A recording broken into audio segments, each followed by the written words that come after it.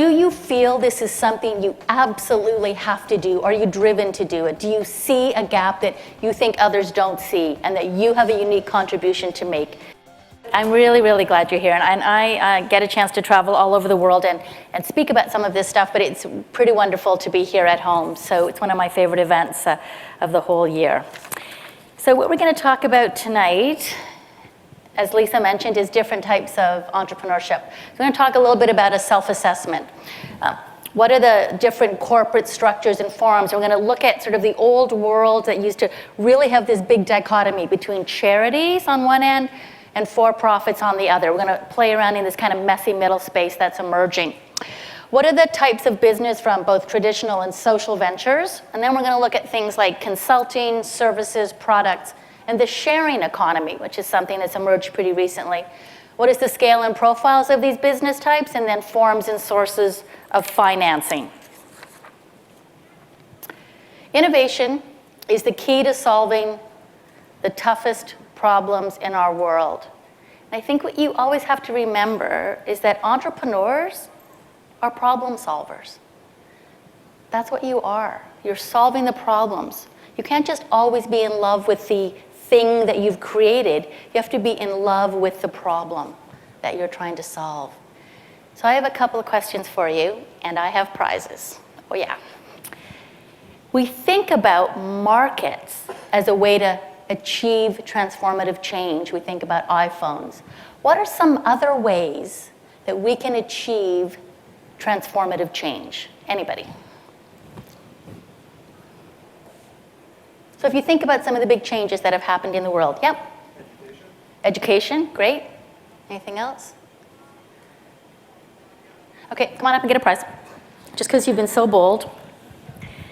And I am giving you pumpkin butter in time for Thanksgiving. You can give it to your mom. And it was made by a social enterprise in London, Ontario, that's a youth training program. So enjoy. Thank you very much. Great. So awareness, education, it's a great way to start. But ultimately, if you think about kind of the anti-smoking movement, yep, we had awareness. But we also had policy changes. We had new laws. We had new regulations. We had new behaviors. We had new practices. We had the banning of smoking in places. I used to sit beside people on airplanes and they smoked. That seems crazy, right? But that's how it was. So when we think about change, certainly think about the market, but also think about policies, behaviors, regulations, all of that are going to get us to a better place. Okay, a little bit of exercise. Please stand up if you are in this program because you have a venture you're working on. Are you here with an idea for a venture? Okay, so some of you are just exploring entrepreneurship writ large. You don't have a particular venture you're working on? Okay. Stay standing if you hope, stay standing if you hope to make money. Oh, that looks like all of you. Stay standing if you're thinking, not only do I want to make money, but if I could make a difference in people's lives, if I could make people's lives better or easier, stay standing. If you just want to make money, sit down.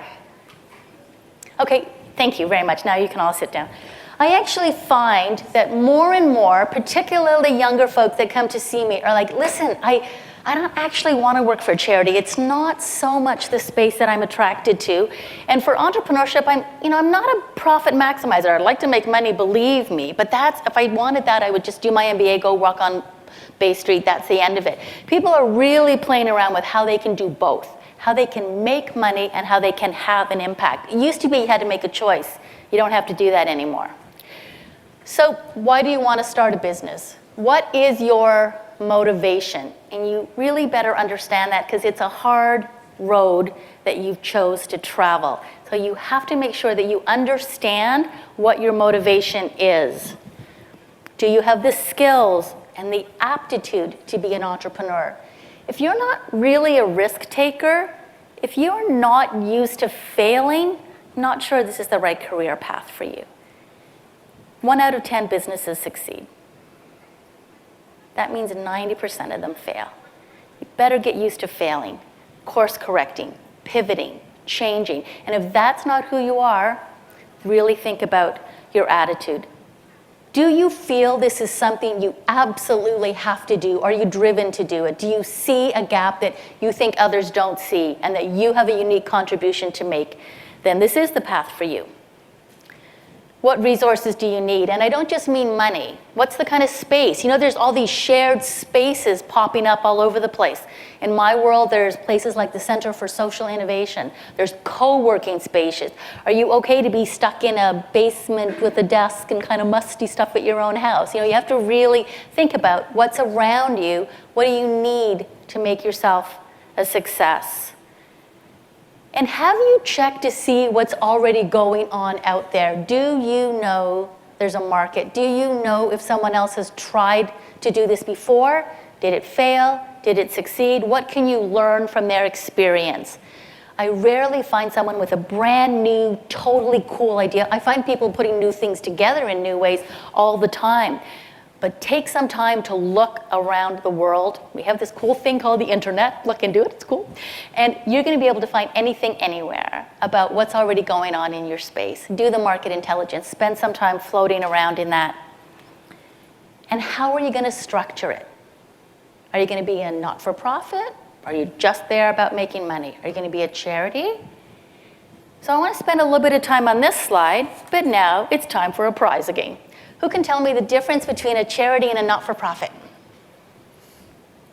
Prize, I'm telling you, prize. Got a good prize? Yep, over here.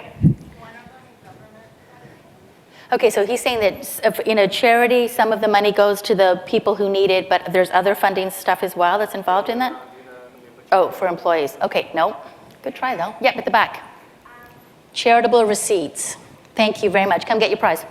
So in this space, if you decide to register as a charity, you're eligible to take in donations and issue a charitable receipt to Taxation Canada. So in the world right here, we see the old world of charity. And what happened when I grew up, I'm like, oh, a charity, so this is like Red Cross or something, and it's 100% all about the social good, and they just rely 100% on grants and people, you know, giving them money. And then over here, we had traditional business. Okay, I have a single bottom line. I'm about making money, that's it. Don't actually care that much about the environment, don't actually care that much about my employees. They're all ways for me to make money.